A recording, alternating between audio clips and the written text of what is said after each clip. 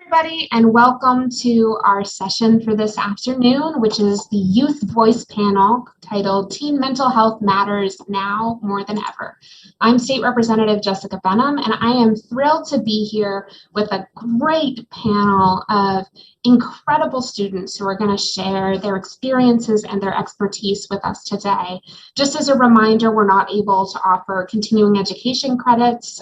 We weren't able to get that done this year, so I know there's some questions about that. Just wanted to put that out there. And make sure too, if you have questions for our incredible panelists, that you put those in the Q&A section, which is down, it's like next to, down at the bottom of your screen. You can find it there, and we'll be sure to get you some answers. So I'll do a little introduction here. The Pennsylvania Youth Advocacy Network, which is an initiative of the Jewish Healthcare Foundation, is a network of teens and youth-serving organizations that aims to mobilize the youth voice in response to teen mental health needs in our community.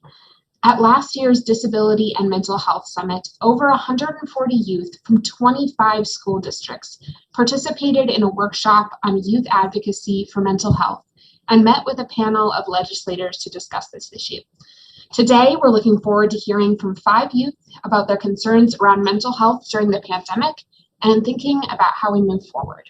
These students represent 5 different high schools: Pittsburgh Kappa, Baldwin, West Allegheny, Beaver Falls, and Fox Chapel. They're also involved in a variety of organizations working to promote mental health in schools and community, including Stand Together, Beaver County Youth Ambassadors, Friendship Circle, and the Jewish Community Center of Pittsburgh. I'm now going to hand it over to Abby Rickenmarks, one of our youth panelists, to kickstart the discussion. Abby? Yeah, thank you so much. Hello, everyone. Thank you for attending our session. I'll have a longer introduction later on. My name is Abby Rickenmarks, and I'm a current senior at Fox Chapel. I will be both a moderator and a panelist until the Q&A later on. We are incredibly grateful to have this opportunity to share a bit more about ourselves and answer any questions you have. The 5 of us are able to talk to you all today because of the Jewish Healthcare Foundation, and more specifically, their Pennsylvania Youth Mental Health Advocacy Network. I am so privileged to have started with Deborah Murdoch and Carol Frazier when this network began in September of 2018.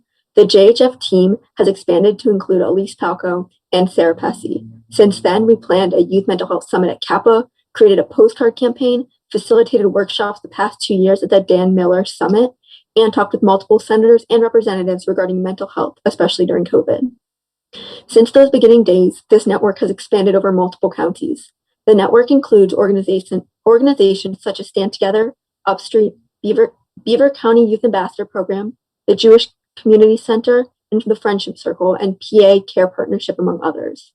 There are students past and present from a number of schools, including Fox Chapel, Kappa, Urban Pathways, Yeshiva, and Winchester Thurston.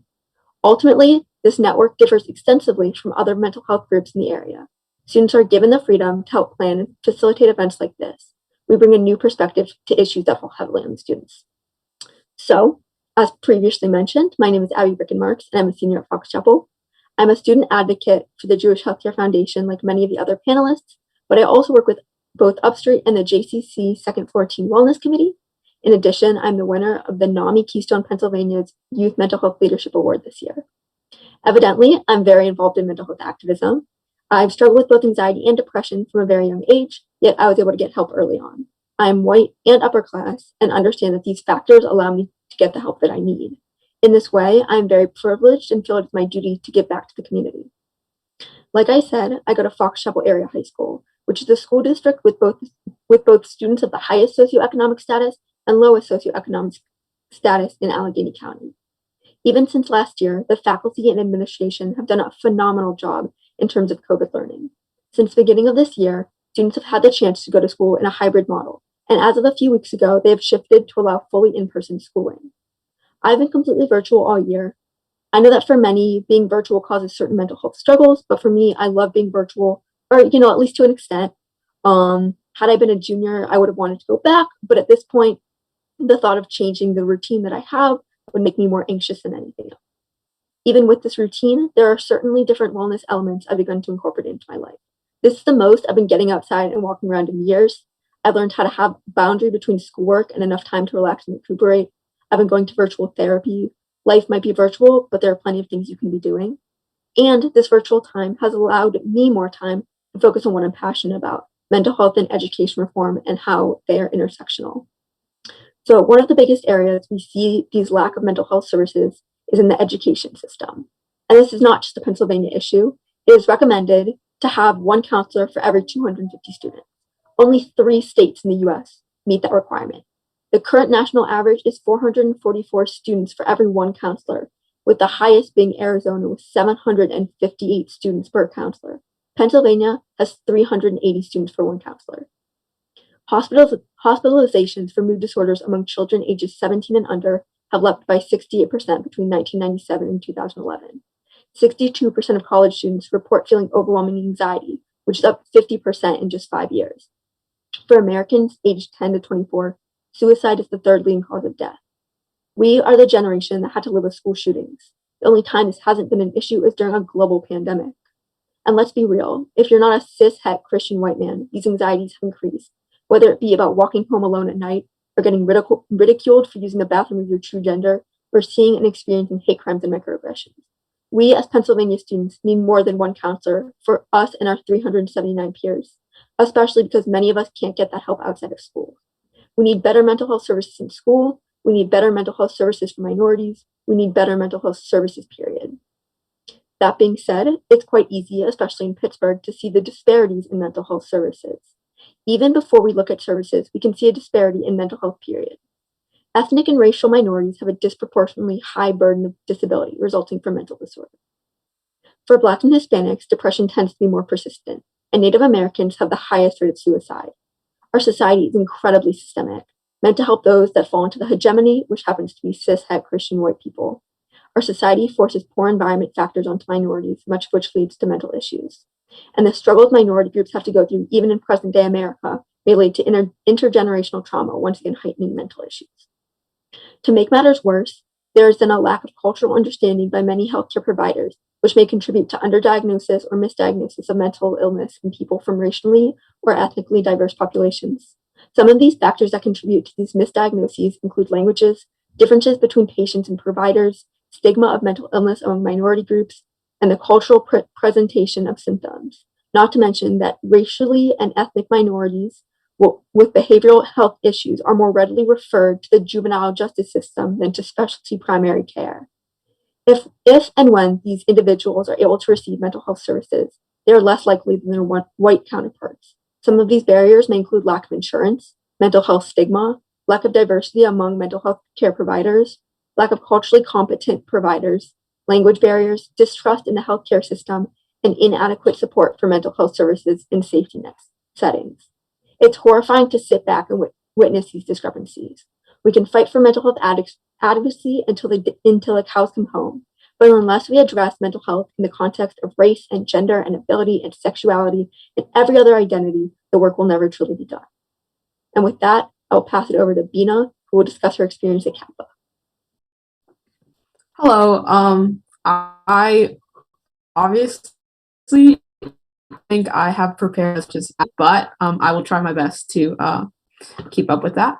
My name is Bina Gu, and currently I am a senior at Pittsburgh Kappa. My major there is visual arts, and I would like to discuss some of the things that Abby has talked about, but the positive sides of our school system and mental health.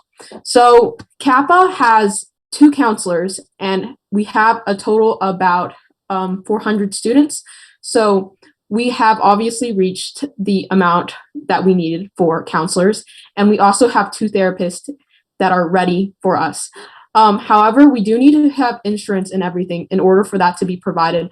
But our counselors also have other choices for us in case students have issues getting insurance, or their parents have mistrust in the system and don't want their kids getting therapy for some odd reason. So they have these things called circles in order to get students together to talk about their problems and feelings. We also have therapists, obviously, and other sources that they all have, including Upstreet, which is free therapy for students. And they also have this policy where they won't tell your parents or anything about it. So when I was a new student coming into Kappa, they reached out to me specifically in order to check up on me and how I was doing in the school. And it was really like nice to actually have like people who care about me, especially as a new student coming in. I was always like very stressed and nervous, but like it was always nice to know that in this room we can talk and have a conversation as equals, and I can finally voice out my concerns and stresses. It is super easy to get help with the right resources. When I was feeling extremely down due to virtual learning, my friend was like, you probably need to talk to the counselor. So I reached out to the counselor, and within like maybe like 2 days, I was able to set up a meeting with them, and they were able to get me connected with a counselor and talk to a therapist. So it was super fast and easy. And if other schools could have that, then I would think it would be amazing and a great resource to all students. So during this time, there has been a recent spike in hate crimes towards Asian students. My counselor reached out to me specifically and asked me what they can do for the Asian community in general. So at Kappa, we have student unions, one of them being Asian Student Union. And currently, I am working with them to set up a sort of circle or discussion in order to better address the current issues relating to race and hate crimes. Obviously, that has been like a huge stressor for most students in the school building. So much like what happened during the Tree of Life shooting, they're planning on doing something about what's happening with our political climate. So yeah, moving forward, we are getting better, but resources are very scarce in other schools. I do feel that Kappa is one of the better funded schools, so this may not apply to everybody, but my experience with Kappa and their resources has bettered my ability to learn and experience life in general at Kappa. Thank you. I'm passing this to Adriana. Hi, I'm Adriana Grandy. I go to Baldwin High School. I'm in 10th grade and I'm on the Teen Leadership Board at Friendship Circle Pittsburgh.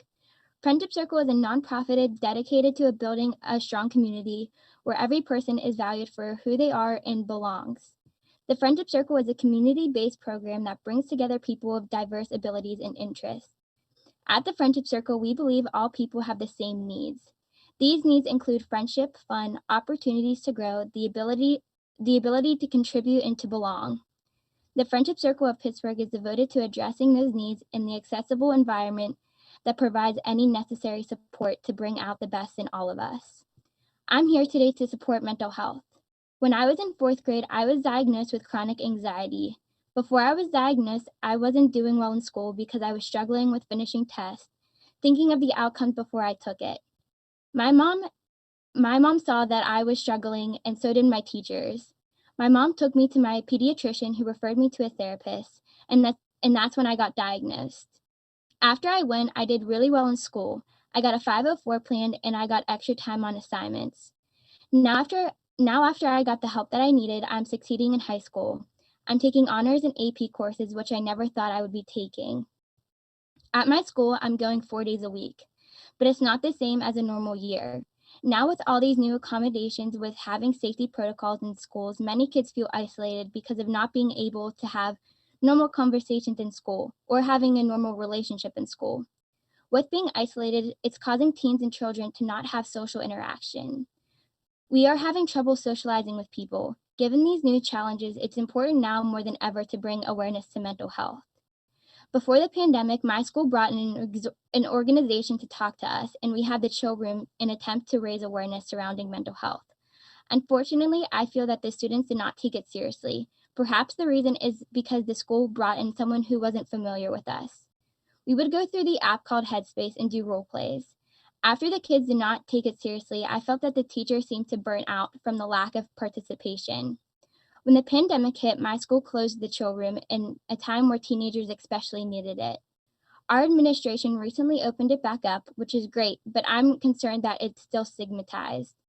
One of the teachers recognized that it is stigmatized, and the chill room main goal this year is to destigmatize mental health. There's a club being formed to bring awareness to this issue. We need to work together to ensure that this program succeeds. The problem is that information surrounding mental health is not communicated to students.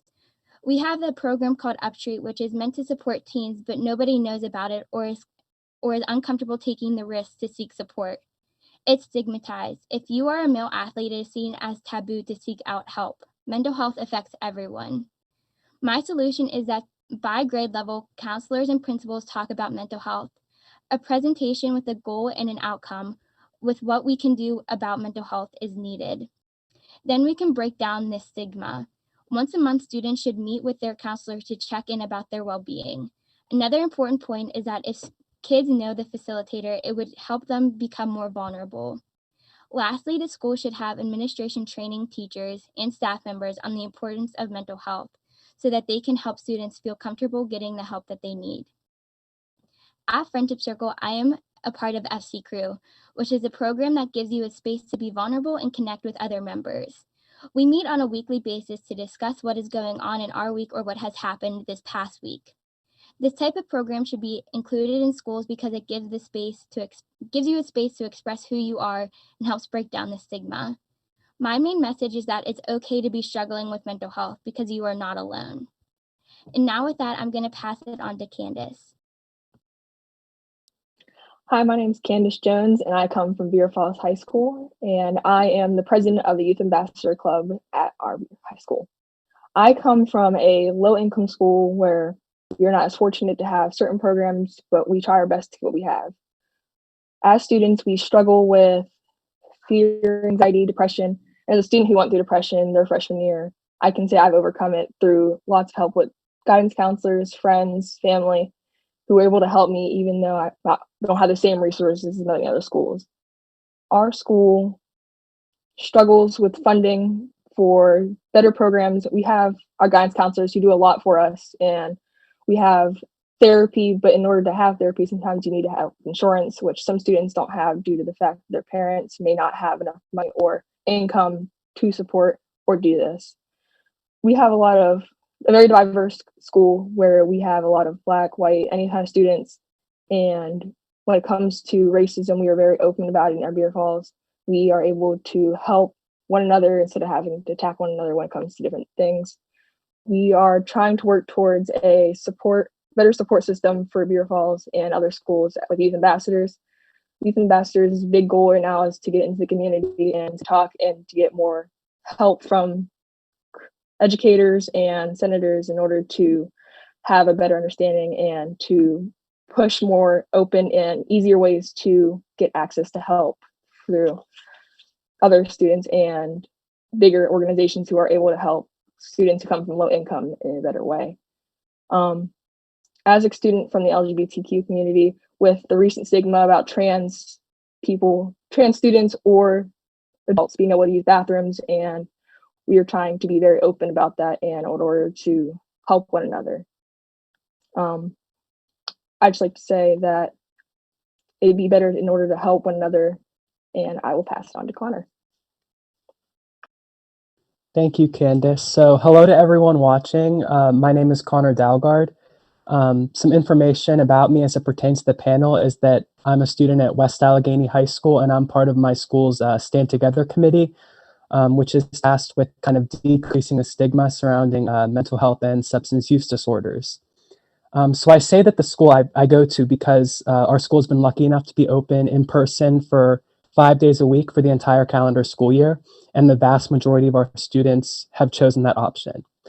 I know that it's quite rare to see this, which is why I'm very excited to share my perspective on mental health in a normal school environment this year.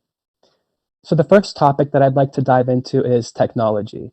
Technology was used by a lot of teens because it was an outlet for us and an easy way to relax in a very busy world. In that light, technology has certainly been a positive thing. However, even though my school has been open in person the whole year, which I'm incredibly grateful for, new measures regarding technology and expanding its role have been put into place.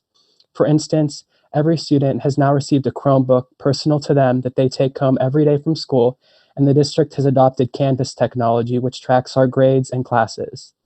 As a result of this, which certainly has its pros and puts everyone on an equal playing field when it comes to education, the line between school and life has become blurred.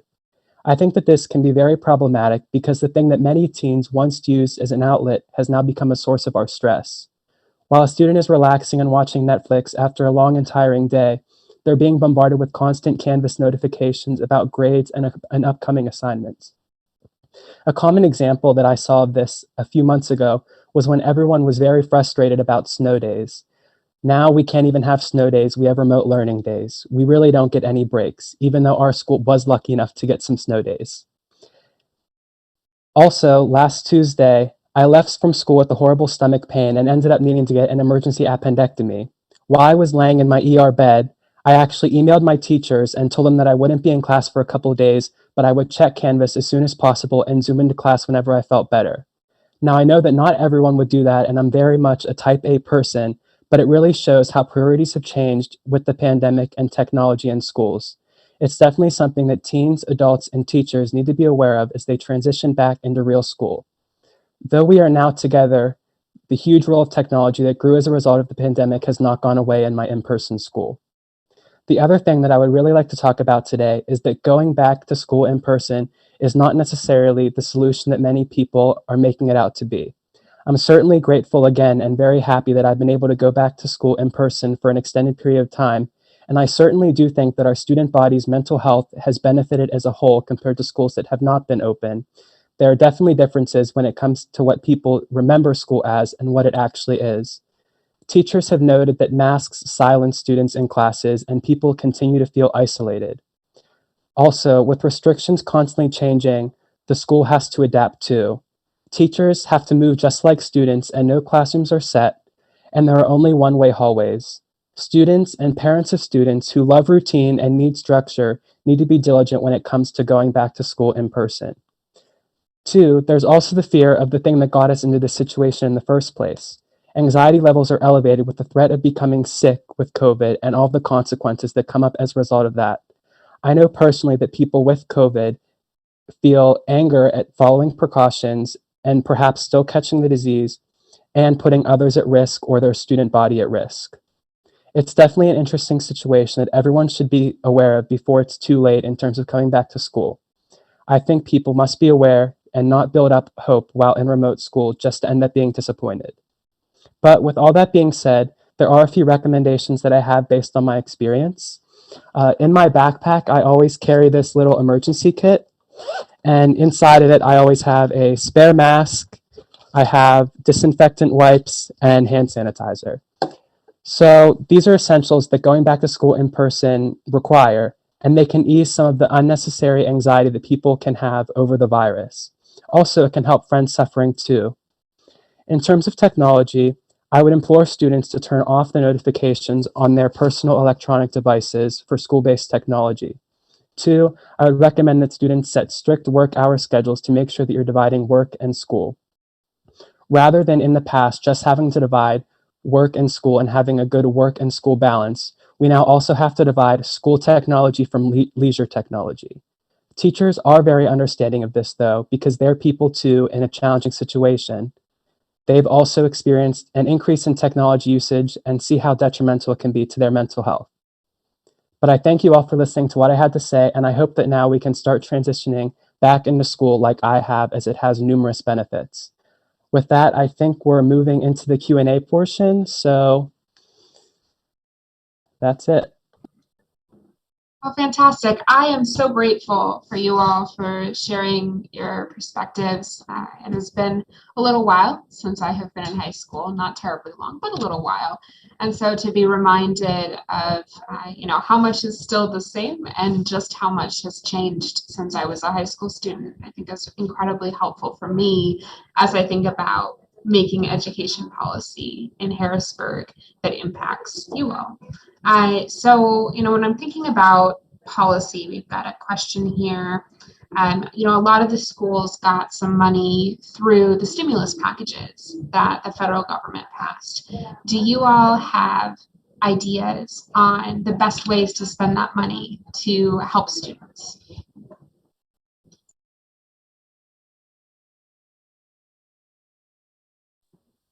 I can start. I think it's very complicated. I think that part of it is that it depends on the school. even up here, right? Like we have very different, different schooling. And because so much of our education, stems around poverty taxes, and those are right, so then their schools are not necessarily the ones that are able to provide that can provide these services. And they're also the ones that aren't able to get these services, which is unfortunate, and it, continues the cycle of poverty, and all of these different issues. So ultimately, what I would say is even before, giving up the stimulus is to make sure that you're not giving it out equally, but you're giving it out equitably. At least to me, like I think even more than how you spend it, it is where that money is going. That makes sense to me. Do others of you have thoughts? I think that that money should be spent on mental health advocacy efforts. I think the voice of teens in a time like this is so important, and it's really important that adults, teachers, and administrators listen to what their student body is thinking. With that, I know that our school has Stand Together, this initiative that we are able to have multiple projects that are breaking the stigma surrounding mental health and substance use disorders. But that all takes money. They give us a grant, but there's money that we need to use on top of that. So I think that schools should maybe try to follow suit with that, given some of their stimulus money. Yeah, I think I would agree with that. Is there anybody else who wants to chime in on this one?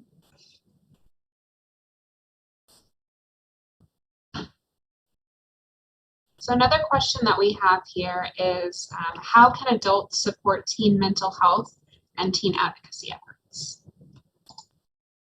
I'll take this one. I feel like adults just need to listen to students or teens in general more often, because we get overlooked because whether we're not smart enough or we don't have an understanding when we're the ones experiencing it firsthand, what's happening with mental health. Like going back virtually, a lot of us, me personally, struggled online because I'm an in-person learner, and when trying to explain that to parents sometimes doesn't always work, because if you're not doing it right, then you're not doing it right at all. Even though even the problem could be coming from how you're learning or what you're experiencing instead of it being just your fault. Absolutely. I can definitely see that. Other folks have thoughts. I definitely think adults need to learn more about mental health, especially surrounding social media, because that's newer in our society today. And my generation is surrounded by social media. And I know most adults don't know how to help their kids when you're struggling mentally with stuff that's happening online. So I think if adults be more familiar about mental health surrounding social media, that would really help teens. I absolutely agree with that. I was trying to explain to one of my colleagues who is much older than I am that I was getting bullied online for being a queer elected official, and just didn't quite resonate. So I can definitely see that being a problem. Do other folks have thoughts on this one? I can quickly add something. I think that we've seen an increase in everyone's technology use as a result of the pandemic. It's kind of become everyone's outlet to the real world, adults and kids alike, where it used to be just kids. But I think there's, an aspect of education you can easily gain with this increased technology usage. On social media, there are numerous pages you can follow that, are advocacy based and, fact based. And I would encourage anyone that wants to learn more about mental health and specifically teen advocacy efforts to follow these pages. I definitely have experienced my phone usage going up throughout the pandemic, and I have learned so much from TikTok, which was a new one to me. So following folks who've done short little educational videos has been huge for me. All right, so we've got another question here. Do you feel that there is stigma around mental illness, mental health, in relation to race or culture? I can take this one. So going into talking to my parents about mental health, they were definitely very skeptical about it. So I was raised in a fairly conservative Asian household. So the idea of like mental illnesses were very unheard of. Majority of the time, whenever we mentioned it, they were always kind of like there was a large stigma around it. That was like the main issue.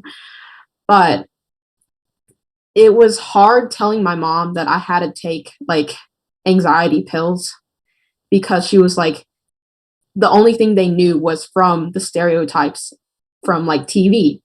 And the lack of like insurance coverage from my house made it even more skeptical because they were like, do you really need this? Or are you just like really paying extra for nothing? So there's a large like economic and socio-economic, I guess, like gap right there with like insurance distrust and like so forth. So it makes it very hard for minorities, especially minorities who are struggling economically, to get help. Thank you. I've definitely heard that that's the case. Versus a white woman has not been something that I have personally experienced. Does anybody else want to chime in on this question? I also want to add that it's very hard for, I want to say, Black students, being one myself, to come forward and be like, I have a problem that I need to seek help, because it's always the issue of, are my parents going to judge me, or are my peers going to judge me? Like, being a top athlete and having a mental health problem is not always like the best for you, because someone's going to be like, oh, he has a problem, he's not going to be the best, or he's going to not succeed every time because of his problem or her problem. So I definitely would say it's different for each type of, I don't want to say race, but each class of people or students. Yeah, that makes sense. Anyone else on that one? I think the other thing, especially like I go to a primarily white school, and obviously I am white as well, but I think that so often if you are, if you're Black, if you're Hispanic, and let's say you have a mental disorder, you are then not only seen as like a token character because of your race, but then also seen as like a token based on your mental health, which is very unfortunate, and it continues to promote a stereotype and promote a stigma. For white counterparts that aren't necessarily as educated. Yeah, I can definitely see that. Here's another one. If there was the capacity and funds to provide the services, do you think it would be beneficial and help reduce stigma for all students to participate with a guidance department or a program that focuses on mental health, whether identified with a mental health concern or not? Excuse me. I can answer this one coming from a school that just recently did adopt the Stand Together program. We've seen a huge improvement with, just awareness, a change in language, like we've stopped using stigmatizing language, and just like overall knowledge about the signs and symptoms of mental health and substance use disorders. Stand Together really ingrains acronyms in us, and we like to ingrain acronyms on our student body. So signs and symptoms of mental health disorder, WHAPP, withdrawal, hopelessness, agitation, poor self-care, and personality change. And if you know someone or yourself is struggling with a mental health disorder or substance use problem, you follow SHE, which is support, hope, and encourage. And I think our student body has really latched onto those acronyms. They're easy to remember, and I think they're very important. I would like to say, so as someone who's moved and transferred to 3 different high schools over my high school career, I've definitely seen a lot of differences in how teachers and schools respond to mental health issues relating to students and their concerns. I recently transferred to Kappa my junior year, and it was a drastic change from whatever had happened like with my previous schools.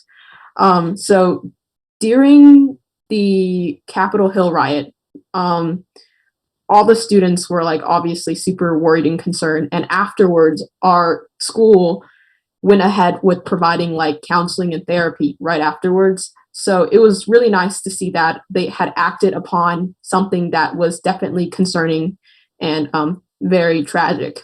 So yeah.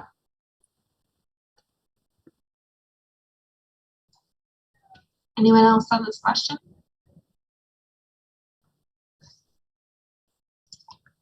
I think I agree with what's been said so far. I mean, as someone who, I have my own mental health struggles, I think that even for folks who do not rise to the level of qualifying for a diagnosis, I mean, we live in an anxiety producing world, especially for young people.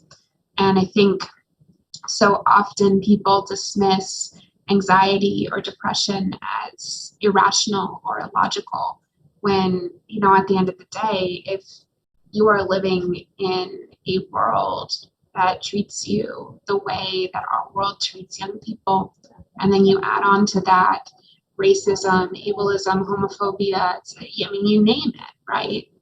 Of course, anxiety is a rational response to that. Depression is a rational response to that.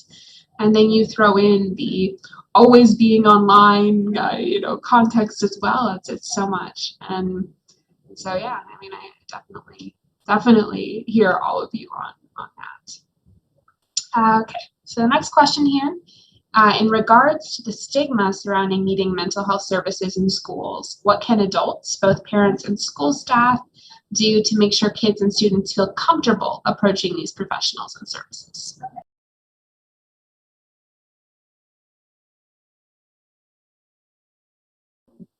I think that that's something that is more difficult.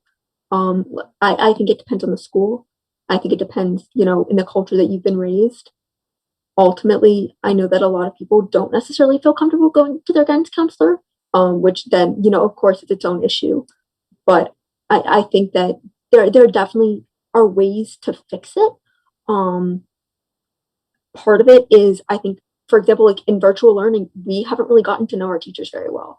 I think that, and this goes back to what I've been saying in terms of, 250 kids to a guidance counselor at the maximum is still incredibly high. And so it's very difficult for these guidance counselors to be able to essentially deal with all these high schoolers, not only with their college stuff, but also with mental health issues. And so, I mean, like, kudos to the guidance counselors that are doing an amazing job, because I would never be able to handle all of that. But it definitely is a struggle in which they can only do so much. They're only one person, and they're trying their best, but it's not always possible just based on the number of students.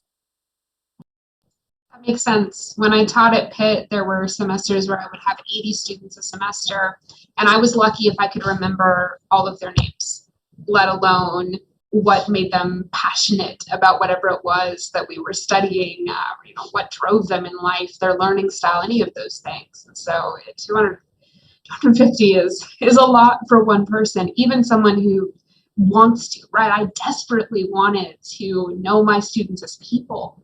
And that's just at that scale really difficult to do. Other folks' thoughts on this question? I'd like to say, also when teachers or anyone who's in schools and stuff, they have to watch how they talk about certain topics. Like, if you hear a teacher talk down on a certain race or person, it kind of gives that stigma, oh, I don't want to go to them, because as I can already tell, they're not going to be very open about what's happening. And it's also hard for teachers to also realize, because they don't always see the students. Now with the mask, you can't read facial expressions as easily anymore, because I can be sitting here having a bad day, but my eyes might see differently because you can't see my face or how I'm reacting. So it's a lot harder for us now, even to go to teachers or teachers to see us. Yeah, I hadn't thought about the impact of the mask. For me, I think about Zoom face, where you hold your face a certain way while you're on the Zoom call. And then I'll hit the leave button and my face will just relax because it's been tight the whole time thinking about how I'm looking on camera. And I think that sort of feeling of always being on camera too, for folks who are learning virtually, has to have an impact on that as well. Anyone else have thoughts on this question? I just want to quickly add, I think referring back to that earlier question, is there a stigma? The notion that that question had to even be asked, the one we just answered, shows that there is a stigma. People are scared to go and get the help that they need, which is why I think it's important that we have, these initiatives that decrease the stigma, and also alternative options for people that may need it the most. I agree. I also think it's important for folks who are public figures, whether they're elected officials or celebrities or whatever, to talk openly. I think about when a princess got on television and talked about mental health struggles and not being able to access treatment. I mean, it's the same reason why I talk openly about who I am, and I'll say things like, "I love my therapist. Everybody should have a therapist," stuff like that, because the only way that we reduce the stigma is by normalizing it as much as possible. So I love the way you all talk about that. Let's see here. We also kind of answered that one already. Here's one. What are ways that you try to help your parents, your family better understand how you're feeling?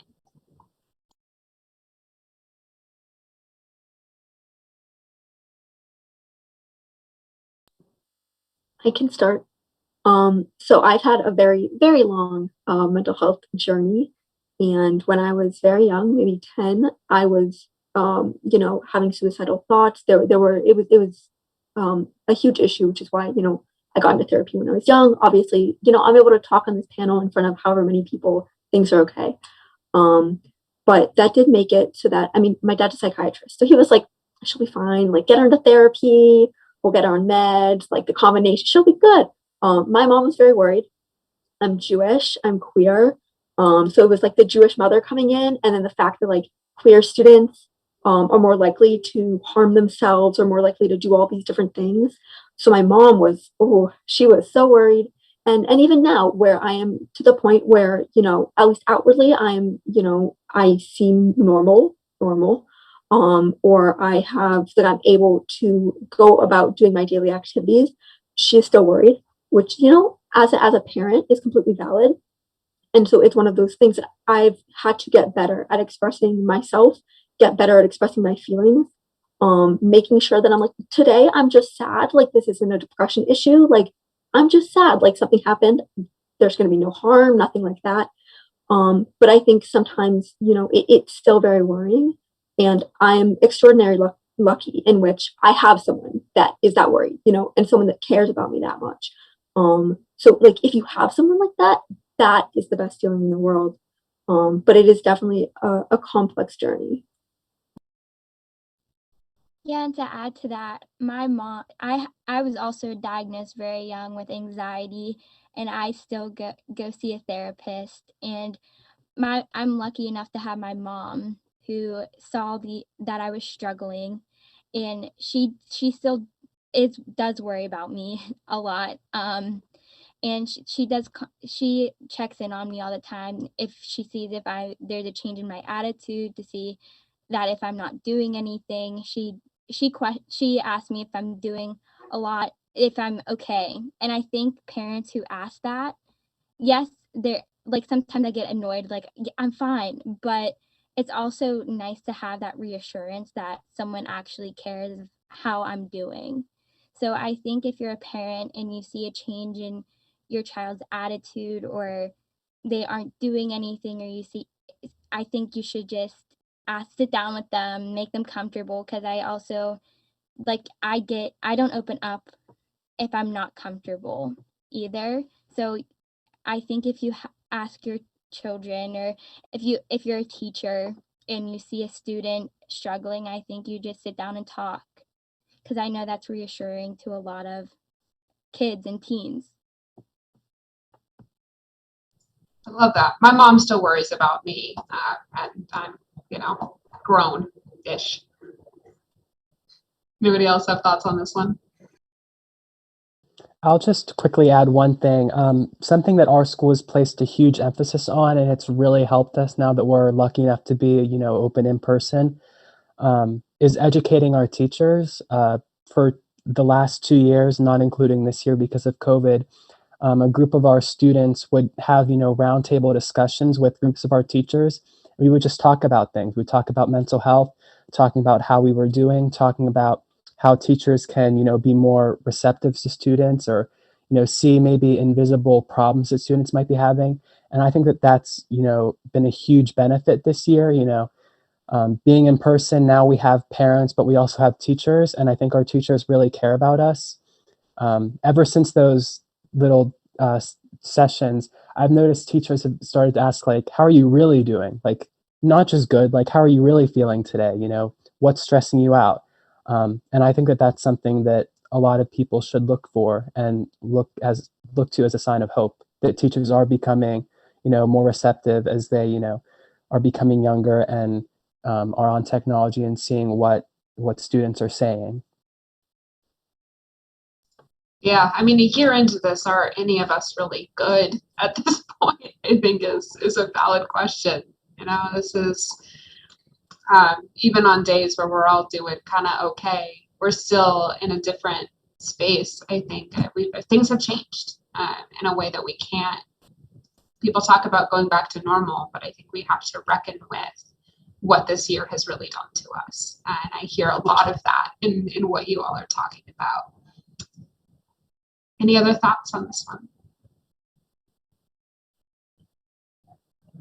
So what I'm hearing from a lot of you, we've got another question here, is I've heard that a sense of like a supportive family or friends or other support structures that have really enabled you all to access resources in a way that have been useful.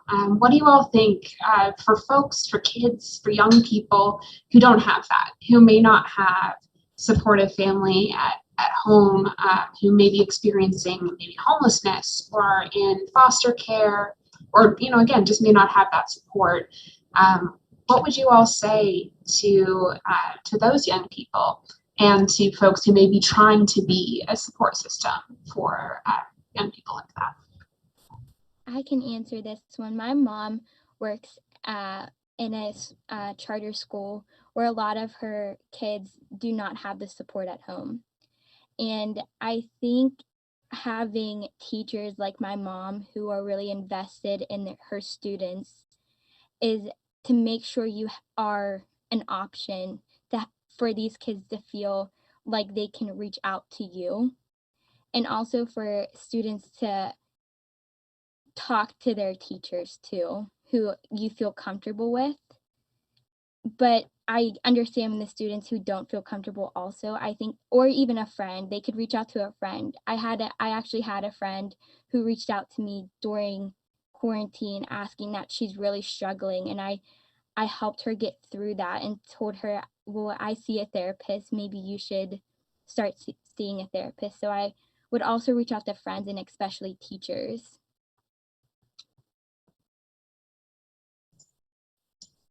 Anyone else have thoughts on that one?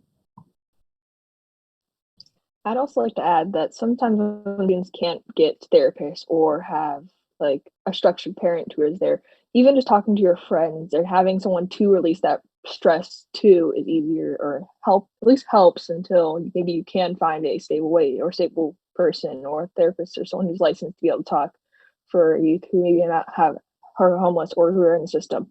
That's always an option for them. So having even just one person or a way to cope instead of doing harmful things, and just having an outlet to do like art or singing or something just would help help with the quality of life.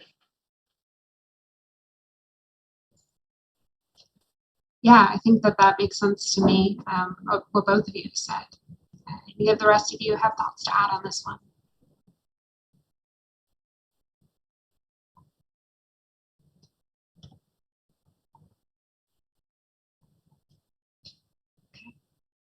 Well, I will remind folks too, I think we've gotten through most of the questions in the Q&A. Let's see here. So what I'll ask each of you to do, and maybe Abby, you can kind of direct the order of this, but it's just to offer any kind of final thoughts, things that you want us to remember, takeaways from this panel in closing. Perfect. So everyone, I can start and then we can go back through the order that we went. So, you know, like I said in the beginning, I think that we're all very, very grateful to have this opportunity. I think quite often, unfortunately, students are overlooked. But it's one of those things that I think our generation is the least likely to stigmatize these, you know, mental issues, which is for the best, considering we are high schoolers in a global pandemic. We're on technology all the time, where we see things, whether like racism, hate crimes, police brutality. So it's one of those things that I think the biggest thing to take away from this is just the fact that there are students out there that are doing this work, that are helping their peers, that are trying to make not just like the world better for us, but better for our parents, better for adults that are older than us, and help us with our journey. We will help you with yours. But that's to me that's the big takeaway. So I will pass it over to Bina. I would like to say thank you for everybody who's attending this meeting and for the students who are answering these questions. But I believe the biggest takeaway is that resources are possible. And with the help of resources, there is so much more we can do with the resources than without. So I do believe creating the right environment for a good mental health environment for students is possible. So we are almost there, but we are so far away at the same time. I will pass it to Adriana. Hi, thank you everyone for attending. The one thing I want you guys to take away from this seminar is that you are not alone and you don't have to go through mental health alone. I think people feel that they're very isolated when it comes to mental health, and I want to reassure people that you're not struggling. When I was diagnosed with anxiety, I thought I'm the only person who has this. But as I learned about it and as I joined the friendship circle, I learned that there are many people who are struggling with the same thing I'm going through, and that everyone is going through it differently. So I just want to make my message that you aren't alone and that there is someone there who will support you. Going on to Candace. I'd just like to thank everyone who's been here and who speaks today. And I just want my last takeaway would be that it's hard, but that no, there's other students out there doing the same thing. You're not alone doing the virtual, or not alone going through the pandemic, and that everyone has problems, and that you can having a friend or having a outlet to do with those problems can help with the stigma or with what you're feeling right now or how everything's going. And I like to pass it to Connor. Yeah, so I would just like to say that, it's perfectly normal to feel kind of gobsmacked with what we said. I mean, I know a lot of people never really thought of these issues in the way that we're speaking about them. But it's necessary to kind of take that first leap and try to do your best to learn, take advantage of all the resources you can. You know, there's books, there's movies, there's, social media accounts. And I think it's also important to look how far we've come. I mean, even just before the pandemic, I think the dialogue surrounding a lot of these, conversations has really shifted in a positive way. But I think we have to keep using that momentum, keep kind of being the catalyst for change. And yeah, I think that's about it. I love that. You all are just incredible young people who have expertise and experience on this topic I have learned so much from, and I have to imagine that the rest of the folks who are watching have learned a lot from you as well. I think I'm loving hearing in your takeaways this concept of peer support, of all of us being there for each other in ways that are important, certainly now in this quite difficult time, but always. And so to hear you all talk about that and the ways that you are making this world better for you, for people your age, and for those of us who are older than you is incredible. I am so excited to see what you all do with that passion, energy, and expertise. And I just cannot wait to see what that looks like. So thank you all for participating in this panel today. Thank you to everyone who came, to everyone who asked questions, and of course to Representative Miller for creating the structure for this summit as well.